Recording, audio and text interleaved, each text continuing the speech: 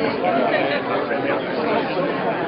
give you the 7,000 signatures asking that the United States support the UN Security Council resolution to condemn the 7. And we think it's really important that our actions speak loudly and that we uphold international law and human rights. Thank you. Okay, thank you, Seth. That too.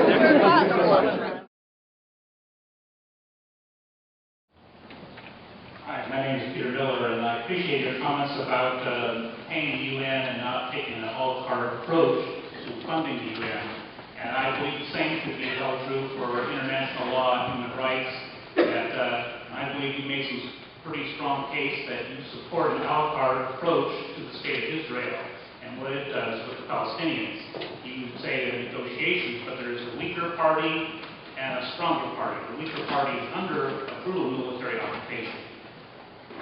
So you didn't answer the question about the settlements, but I asked about the Goldstone report. I've read significant parts of the Goldstone report that reveal the possibility of very serious war crimes, human rights violations, and as the respective judge said, crimes against humanity. And yet I hear from the administration that it's flawed, but I haven't heard specifics.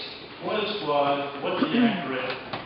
Because there's a lot of material there that would catch the eye of anyone who's concerned about human rights.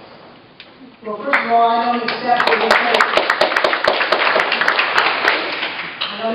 we take an a la carte approach to human rights, quite the contrary.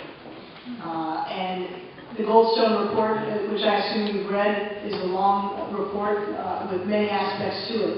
It's the findings and recommendations with which we take greatest concern. They are imbalanced.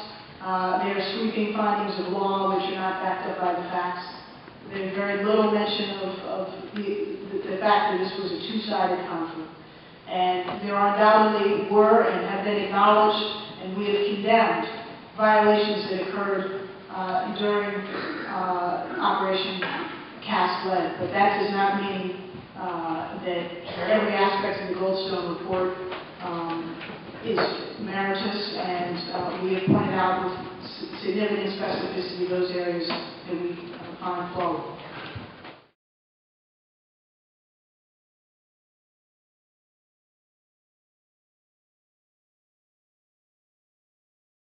You spoke beautifully about the role of the United Nations to ensure peace and resolve conflicts. But when it comes to Israel, what I heard you say is that the UN should be hands-off.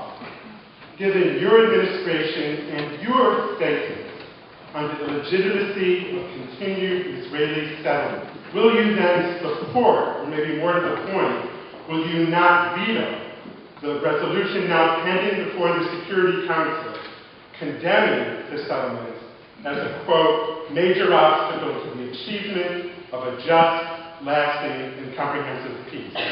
The United States has taken, as you pointed out, very consistently, not only this administration but the previous administrations, the view that continued Israeli settlement activity is illegitimate and should be halted.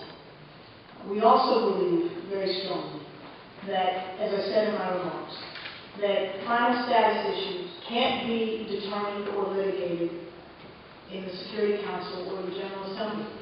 They may provide comfort and satisfaction to one or other parties at the time. The fact is, they can't be negotiated and therefore finally and fully resolved in that venue.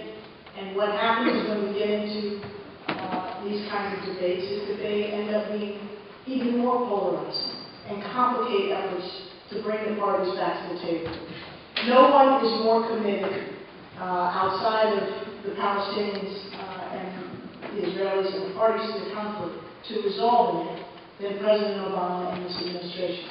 And we have not found it to facilitate that process by trying to prejudge them in the context of UN declarations.